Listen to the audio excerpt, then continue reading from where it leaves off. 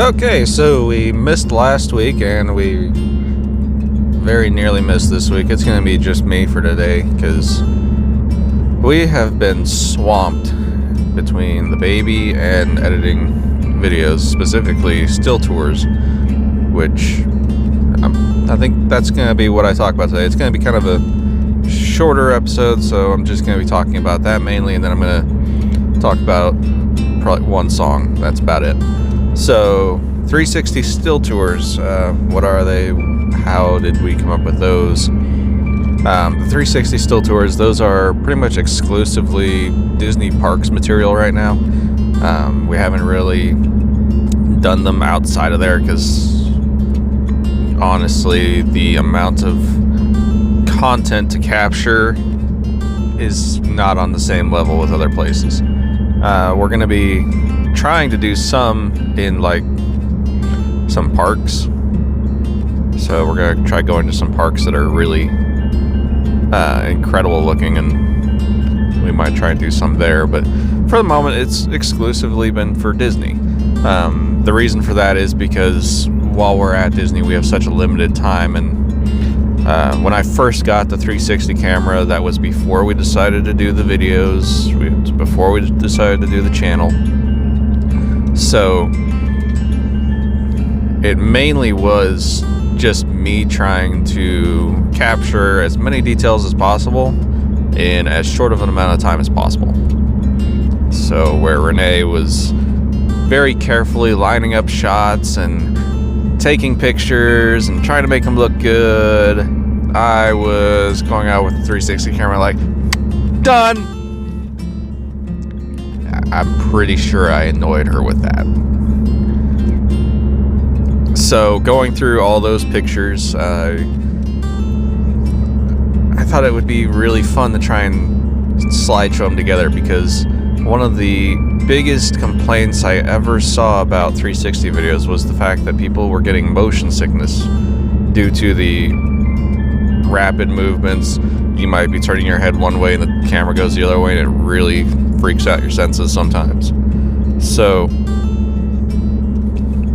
that's been one thing I've been really trying to aim for with the still tours, is I'm going to always put the most important thing in front of you. So you can watch one of the still tours on a phone with the 360 mode, and even if you just leave it sitting there at the default position, you'll see the most important parts. Now, if you decide to look around and stuff with it, you'll be able to, and with the fact that it's just a still picture, when it switches to something, there's not that motion effect that really gets to people. So that was the main purpose for that. We have been doing regular 360 videos as well though, so we still really enjoy doing the 360 videos. I try really hard not to jerk the camera around too much and not trying to do sharp turns. So the same concept applies with my regular 360 videos, is if you are just watching it in the standard viewfinder, you'll still see the most important things. So that's the whole point for that.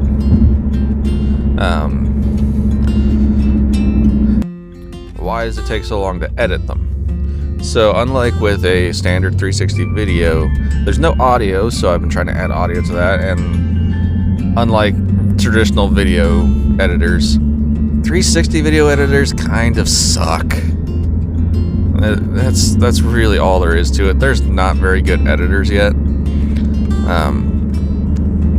If you have any suggestions for a good 360 video editor, I would love it. Right now I'm using a couple on my phone that seem to work pretty good. The main reason I'm doing it on my phone is because I am constantly on the move between work and the baby, so I don't really have a good amount of time I can sit in front of a computer to do my editing.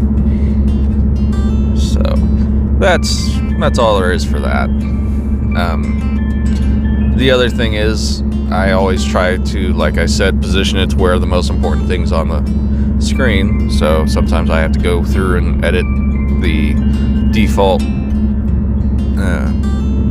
viewfinder space. And then on top of that, there's the rendering time, and so that's about that. Additionally, I do have to go through each and every picture, make sure there's no flaws in it, like motion blur from the camera being shaken during the picture taking. I also go through and I look for any obscene gestures, obscene shirts, stuff like that. Anything I don't want in my video, I edit out. So I go through each and every picture, I make sure it's all up to snuff, and I want to give a good family-friendly content. So that's why it takes so long to edit.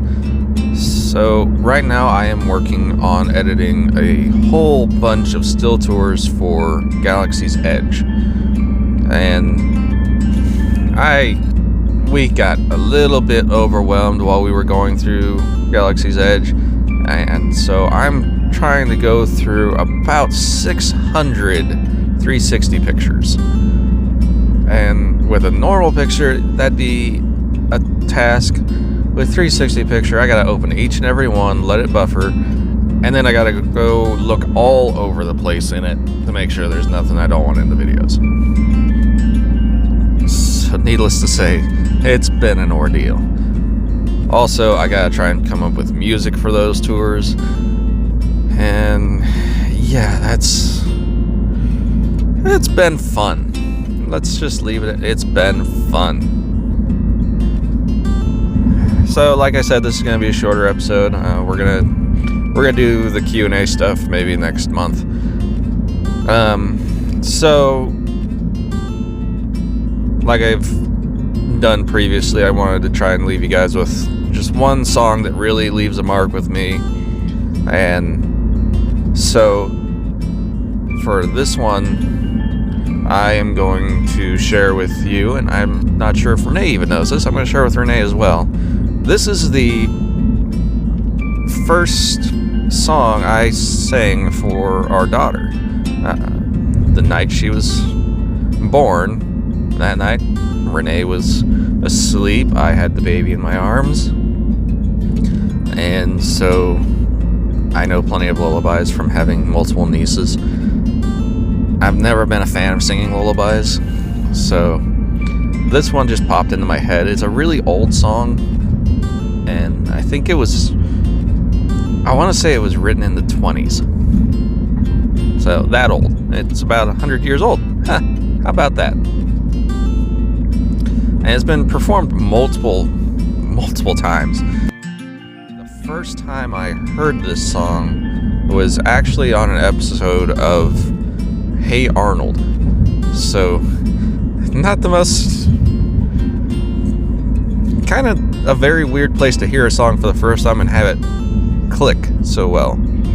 And it really upsets me because I was on YouTube, scouring YouTube, trying to find this one clip from it, and you can find the clip of the kids singing the song, of one of the kids singing the song, but the one that really made it click in my head was, I think they played it during the credits of one of the episodes, but I can't find that anywhere.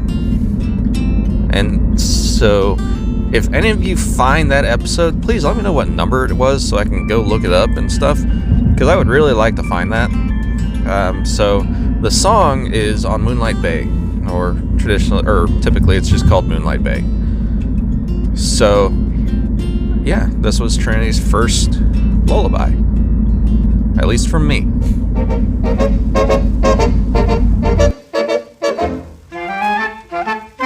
We were sailing along on Moonlight Bay. We could hear the voices ringing. They seemed to say, "You have stolen my heart. Now don't go away." As we sang love's old sweet songs on Moonlight Bay.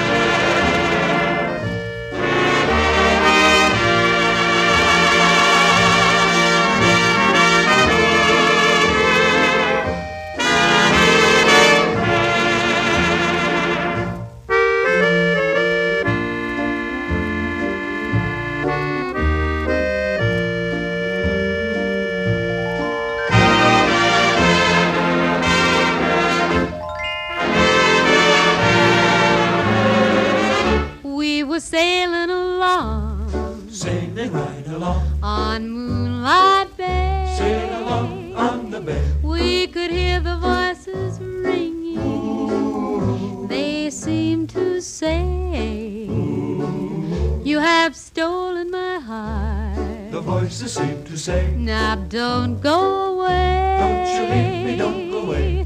As we sang love's oh sweet songs on Moonlight Bay. Songs of love on Moonlight Bay.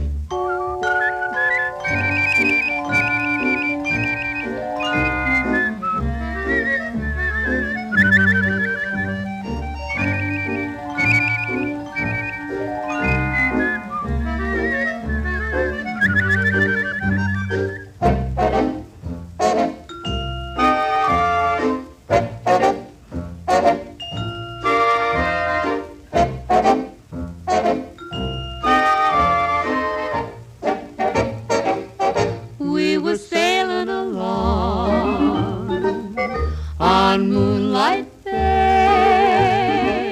We could hear the voices ringing. They seemed to say, you have stolen my heart. Now don't go away. As we sang love's old sweet songs on Moonlight